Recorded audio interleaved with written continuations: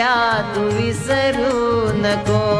ही तुझी पंढरी, ही तुझी जेजुरी, ही तुझी पंढरी, ही तुझी जेजुरी. आई वडिलांच्या पावन चरणांवरी देव भेटेल तुझला. आपुल्या घरी देव भेटेल तुझला. आपुल्या घरी आई वडिलांच्या पावन चरणांवरी.